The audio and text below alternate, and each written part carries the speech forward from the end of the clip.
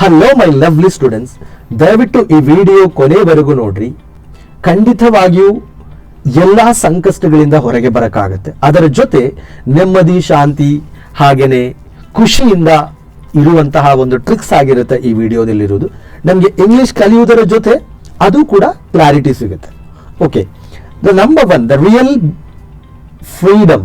Freedom ಅಂತ ಹೇಳಿದ್ರೆ ಏನು? ಸ್ವಾತಂತ್ರ್ಯ ಅಂತ ಹೇಳ್ತೀವಿ. ಫ್ರೀಡಮ್ ಫೈಟರ್ ಎಲ್ಲ ಕೇಳಿದಿರಲ್ಲ.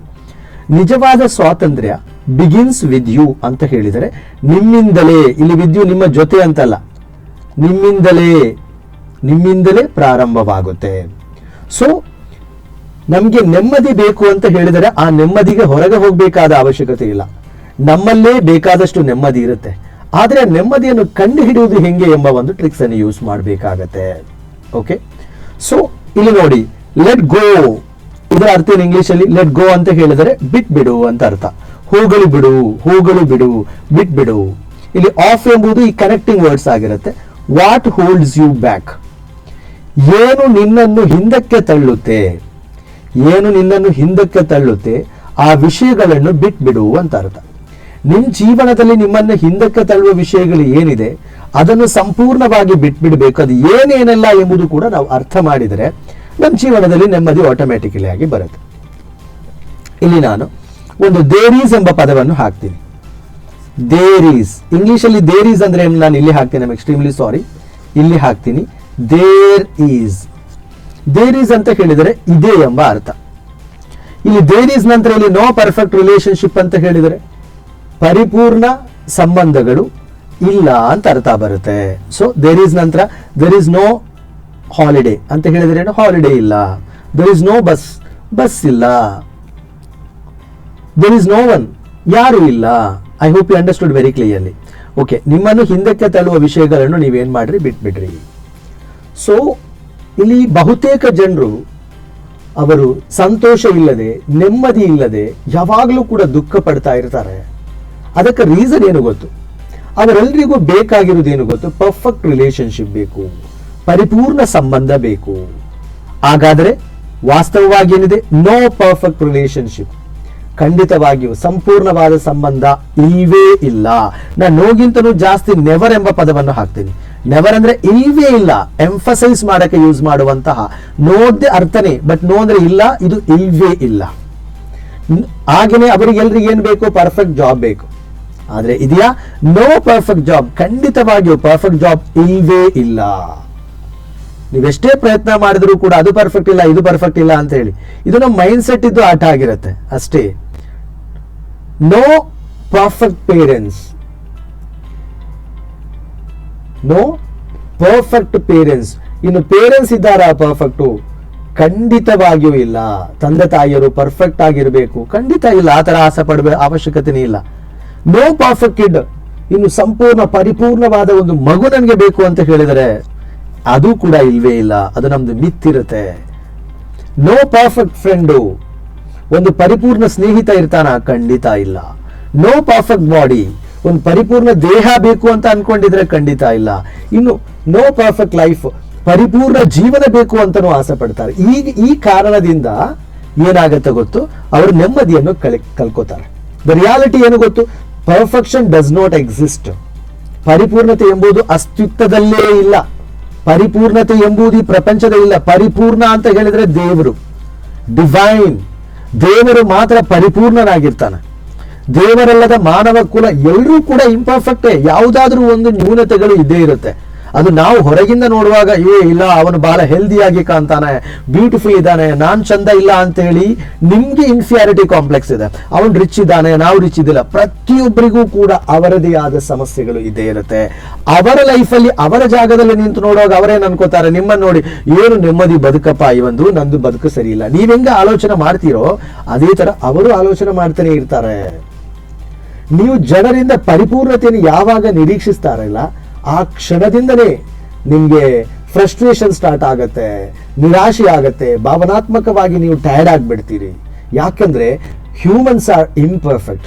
ಮಾನವರು ಕಂಪ್ಲೀಟ್ ಆಗಿ ಪರ್ಫೆಕ್ಟ್ ಅಲ್ಲ. ಪ್ರತಿಯೊಬ್ಬ ಪರ್ಸನ್, ಈ ಪ್ರಪಂಚದಲ್ಲಿರುವ every person makes mistakes. Mistake ಮಾಡಲ್ವಾ? ಖಂಡಿತ ಮಾಡ್ತಾನೆ ಮಿಸ್ಟೇಕ್ಸ್.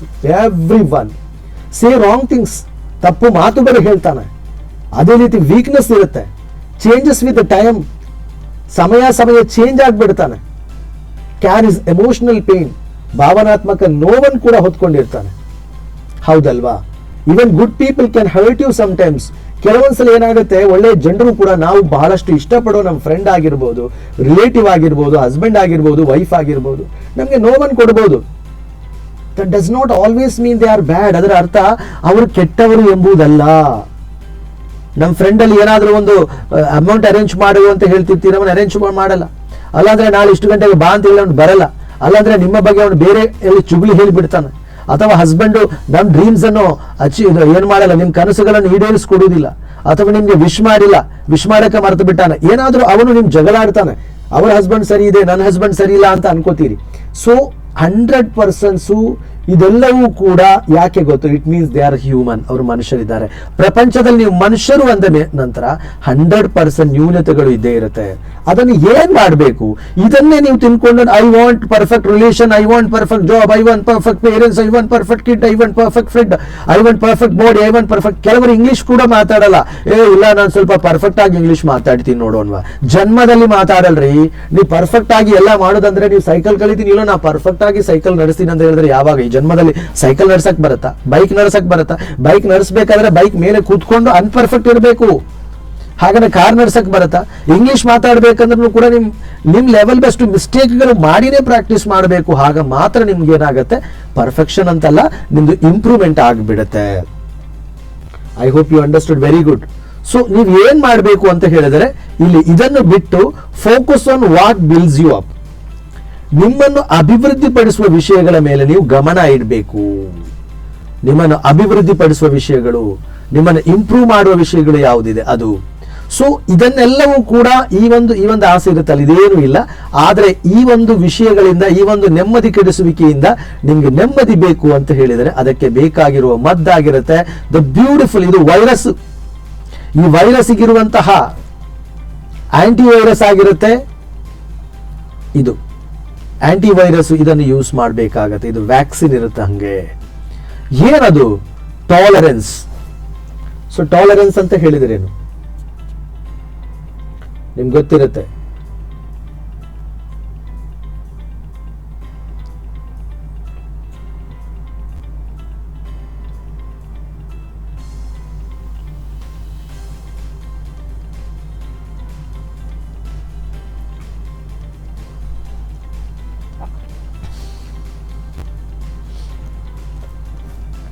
ಸೊ ಹಾಗಾಗಿ ನಮ್ ಶಾಂತಿ ಇರುತ್ತಲ್ಲ, ಅದು ಖಂಡಿತವಾಗಿಯೂ ವಾಸ್ತವಿಕತೆ ನಾಶ ಮಾಡುವುದಲ್ಲ.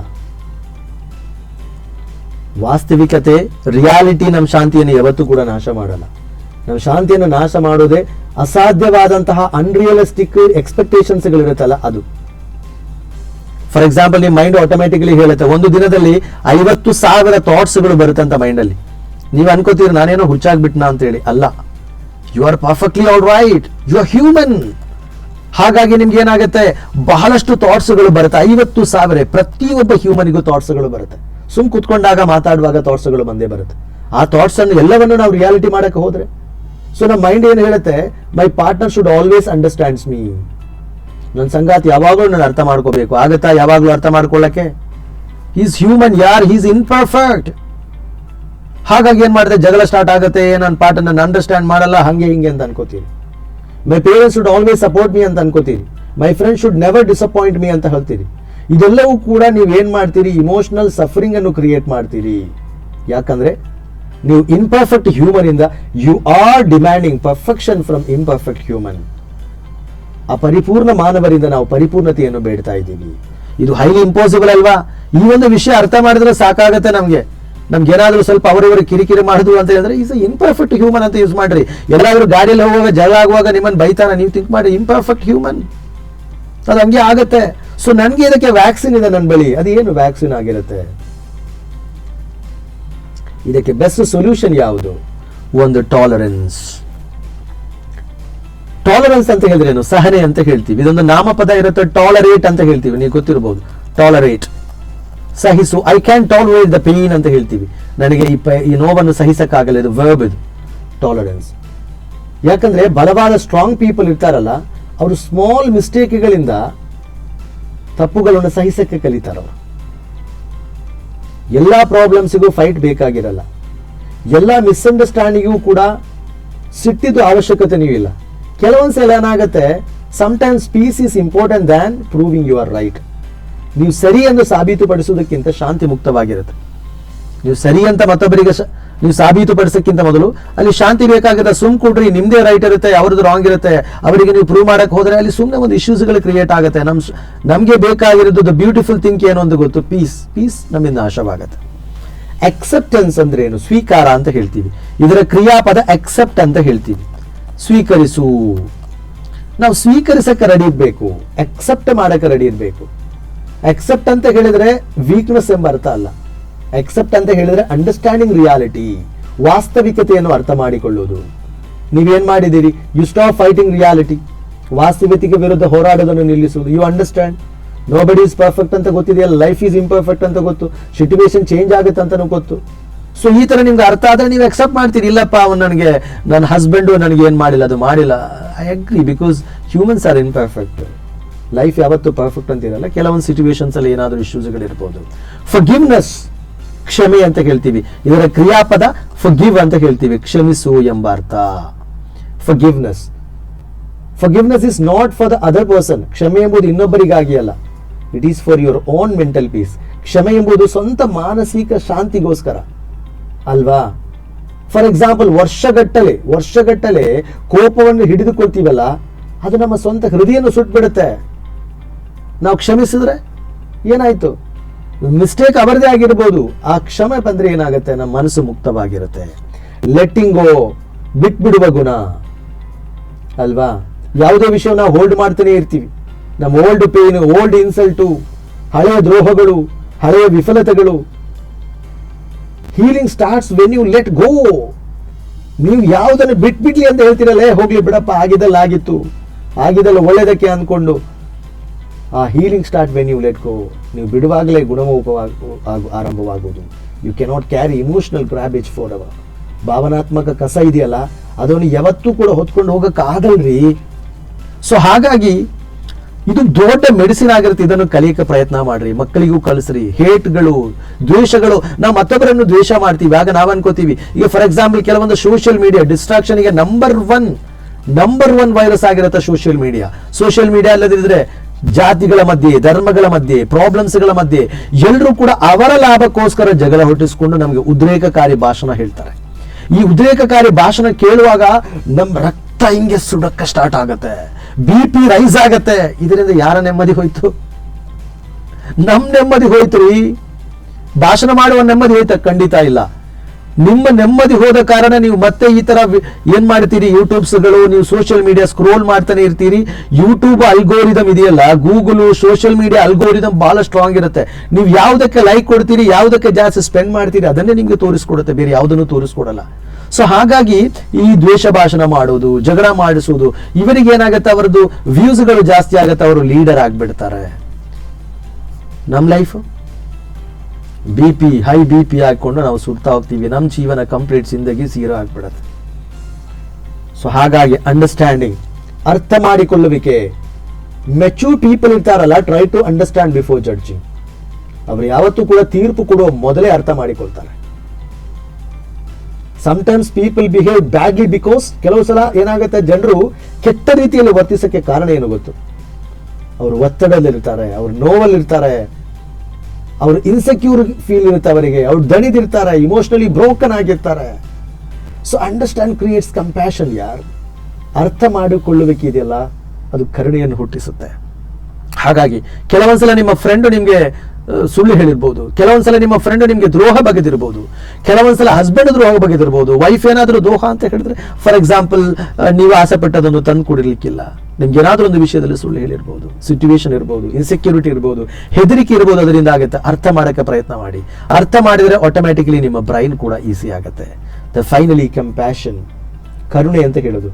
ಕಂಪ್ಯಾಷನ್ ಈಸ್ ಇಮೋಷನಲ್ ಇಂಟೆಲಿಜೆನ್ಸ್ ಅಂತ ಹೇಳ್ತೀವಿ. ಭಾವನಾತ್ಮಕ ಬುದ್ಧಿವಂತಿಕೆ ಅಂತ ಇರುತ್ತಲ್ಲ, ಅದಾಗಿರುತ್ತೆ ಈ ಕಂಪ್ಯಾಷನ್. ಬೀಯಿಂಗ್ ಕೈಂಡ್, ದಯೆಯಿಂದಿರೋದು, ಬೀಯಿಂಗ್ ಪೇಷಂಟ್, ಸಹನೆಯಿಂದಿರೋದು, helping others, treating people gently, ಜನರನ್ನು ಮೃದುವಾಗಿ, ಅವನು ಯಾವ ಧರ್ಮದವನಿರಲಿ, ಯಾವ ಜಾತಿಯವನಿರಲಿ, ಯಾವ ಕುಲದವನಿರಲಿ, ಯಾವ ಕಂಟ್ರಿದವನಿರಲಿ, ಜೆಂಟ್ಲಿಯಾಗಿ ಅವರನ್ನು ಏನ್ ಮಾಡೋದು, ಟ್ರೀಟ್ ಮಾಡೋದು. The world already has enough anger. ಈ ಜಗತ್ತಿನಲ್ಲಿ ಈಗಾದಷ್ಟು ಬೇಕಾದಷ್ಟು ಆಂಗರ್ ಆಂಗರ್ ಆಂಗರ್ ಆಂಗರ್ ಕೋಪ ಇದೆ. But compassion heals people. ಕರುಣೆ ಜನರನ್ನು ಖಂಡಿತವಾಗಿಯೂ ಗುಣಪಡಿಸುತ್ತೆ. I am not joking, it's a reality ಅಂತೇಳಿ. ನಮ್ಮ ಲೈಫಲ್ಲಿ ನಾವು ಗ್ರೋ ಆಗೋಕ್ಕೆ ಪ್ರಯತ್ನ ಮಾಡೋಣವಾ, ನಮ್ಮ ಫ್ಯಾಮಿಲಿಗೋಸ್ಕರ ಒಂದು ಕಿಂಗ್ಡಮ್ ಅನ್ನು ಕ್ರಿಯೇಟ್ ಮಾಡೋಣವಾ. ಖಾನ್ದಾನ್ ಕಿ ದೌಲತ್, ಜನರೇಷನಲ್ ವೆಲ್ತ್ ನಮ್ಮಲ್ಲಿ ಇಲ್ಲ, ಆದರೂ ಕೂಡ ನಮ್ಮಲ್ಲಿ ಮನೋಬಲ ಇದೆ. ಆ ಮನೋಬಲವನ್ನು ಕೆಡಿಸುವಂತಹ ನೆಗೆಟಿವ್ಸ್ ಇದೆಯಲ್ಲ, ಪರ್ಫೆಕ್ಷನಿಸಮ್, ಅದಕ್ಕೆ ಗುಡ್ ಬೈ ಹೇಳ್ಕೊಂಡು ಈ ತರ ಅದ್ಭುತವಾದಂತಹ ಮೆಡಿಸಿನ್ ಅನ್ನು ನಿಮ್ಮ ಲೈಫಲ್ಲಿ ಅಳವಡಿಸಕ್ಕೆ ಪ್ರಯತ್ನ ಮಾಡ್ರಿ. ಖಂಡಿತವಾಗಿಯೂ ಜೀವನದಲ್ಲಿ ಟ್ರೂ ಹ್ಯಾಪಿನೆಸ್ ಕಮ್ಸ್ ವೆನ್, ನಿಜವಾದ ಸಂತೋಷ ಯಾವಾಗ ಬರುತ್ತೆ? Expectation become realistic, ego become smaller, understanding become bigger. ನಿರೀಕ್ಷೆಗಳು ವಾಸ್ತವಿಕವಾಗುವಾಗ, ಅಹಂಕಾರ ಚಿಕ್ಕದಾಗುವಾಗ ಮತ್ತು ಅರ್ಥ ಮಾಡಿಕೊಳ್ಳುವಿಕೆ ಹೆಚ್ಚಾಗುವಾಗ. Perfect people are not people with perfect lives. ಶಾಂತಿಯುತ ಜನರು ಯಾರು ಗೊತ್ತು? ಪರಿಪೂರ್ಣ ಜೀವನ ಮಾಡುವವರಲ್ಲ ಶಾಂತಿಯುತ ಜನರು. They are people who learn emotional maturity, ಭಾವನಾತ್ಮಕ ಪ್ರೌಢತೆಯನ್ನು ಕಲಿತವರು. That is a true freedom. ಅದಲ್ವಾ ನಿಜವಾದ freedom? So I am not joking here. ನಾನು ನಿಮ್ಗೆ ಜೋಕ್ ಮಾಡ್ತಾ ಇರುವುದು, ನಿಮ್ಗೆ ಸುಮ್ಮನೆ ನಾನು ಮೋಟಿವೇಶನ್ ಮಾಡ್ತಾ ಇರೋದಲ್ಲ. ನಮ್ಮ ಲೈಫಲ್ಲಿ ನಾವು ಬದಲಾಗುವ ಸಮಯ ಬಂದಿದೆ. Beauty and peace come from within ಅಂತಿದೆ ನೋಡ್ರಿ. Beauty and peace come from within. ಸೌಂದರ್ಯ ಮತ್ತು ಶಾಂತಿ ನಮ್ಮ ಒಳಗಿನಿಂದನೇ ಬರುತ್ತೆ, ನಾಟ್ ಫ್ರಮ್ ಪರ್ಫೆಕ್ಷನ್. ಪರಿಪೂರ್ಣತೆಯಿಂದಲ್ಲ. ಪರ್ಫೆಕ್ಷನ್ ವೈರಸ್ ಇದೆ, ಅದರಿಂದ ನಮ್ಮ ಲೈಫ್ ಅನ್ನು ಸುಟ್ಟು ಬಿಡುತ್ತೆ. ಹಾಗಾಗಿ choose growth over perfection, choose growth over perfection. ಪರಿಪೂರ್ಣತೆಗಿಂತ ಬೆಳವಣಿಗೆಯನ್ನು ಆಯ್ಕೆ ಮಾಡಿ. ಪೀಸ್ ಓವರ್ ಪ್ರೆಷರ್, ಒತ್ತಡಕ್ಕಿಂತ ಯಾವುದನ್ನು? ಶಾಂತಿಯನ್ನು ಆಯ್ಕೆ ಮಾಡಿ. And purpose over approval. ಇತರ ಜನರ ಒಪ್ಪಿಗೆ ಸಿಗುವುದಕ್ಕಿಂತ ಜೀವನದ ಉದ್ದೇಶವನ್ನು ಆಯ್ಕೆ ಮಾಡ್ರಿ. ನಾನು ಪ್ರಾಮಿಸ್ ಮಾಡಿ ಹೇಳ್ತೀನಿ, you deserve a happy life. You ಅಂದ್ರೆ ನೀವು, ಡಿಸರ್ವ್ ಅಂದ್ರೆ ಅರ್ಹರಾಗಿರ್ತೀರಿ. ಎ ಹ್ಯಾಪಿ ಲೈಫ್ ಅಂದ್ರೆ ಸಂತೋಷಕರ ಜೀವನಕ್ಕೆ ಅರ್ಹರಾಗಿರ್ತೀರಿ. ಸೊ ಹಾಗಾಗಿ ಇವತ್ತಿನಿಂದನೇ ನಮ್ಮ ಲೈಫಲ್ಲಿ ನಾನು ಇದಕ್ಕೆ ಗುಡ್ ಬೈ ಹೇಳ್ತೀನಿ. ನಾನು ಲೈಫಲ್ಲಿ ಎಲ್ಲೋ ಹ್ಯೂಮನ್ ಆಗಕ್ಕೆ, what you want to be? I just want to be a best human. Automatically ಎಲ್ಲನೂ ಬಂದ್ಬಿಡ್ತಾರೆ. ಈ ತರ ವಿಷಯಗಳಾಗಿರುತ್ತೆ ನಮ್ಮ ಲೈಫನ್ನು ಖರಾಬ್ ಮಾಡಿ ಕೆಡಿಸಿ ನಾಳೆ ಜೀವನದಲ್ಲಿ ಮೀನಿಂಗ್ ಇಲ್ಲದ ಪಬ್ಲಿಕ್ ಅಲ್ಲಿ ಒಂದು ಕಾಮಿಡಿ ಪೀಸ್ ಆಗಿ ಮಾಡುವಂತಹ ಒಂದು ಪರಿಸ್ಥಿತಿ ಬರುತ್ತೆ. ಹಾಗಾಗಿ ಖಂಡಿತವಾಗಿ ನಿಮ್ಮ ಫ್ರೆಂಡ್ಸಿಗೆಲ್ಲ ಕೂಡ ಈ ವಿಡಿಯೋ ಶೇರ್ ಮಾಡ್ರಿ. ಯಾಕಂದ್ರೆ ಅವರಿಗೂ ಕೂಡ ಇದು ಸಹಕಾರಿಯಾಗುತ್ತೆ. ಒಬ್ಬರಿಗೆ ಆ ಕಡೆ ಈ ಕಡೆಯಿಂದ ಹೆಲ್ಪ್ ಮಾಡಿ ಪಾಸಿಟಿವ್ ಅನ್ನು ಆ ಕಡೆ ಈ ಕಡೆ ಎಕ್ಸ್ಚೇಂಜ್ ಮಾಡುವಂತಹ ಹ್ಯಾಬಿಟ್ ಅನ್ನು ಇಟ್ಕೊಳ್ರಿ. ಖಂಡಿತವಾಗಿಯೂ ದೇವರು ನಿಮ್ಮೆಲ್ಲ ಆಸೆಗಳನ್ನು ಈಡೇರಿಸ್ತಾನೆ. ಒಳ್ಳೆ ಹ್ಯೂಮನ್ ಆಗಕ್ಕೆ ದೇವರು ನಮ್ಗೆಲ್ಲರಿಗೂ ಕೂಡ ಸಹಕಾರ ಮಾಡಲಿ ಅಂತ ಹೇಳ್ತಾ wish you all the very best.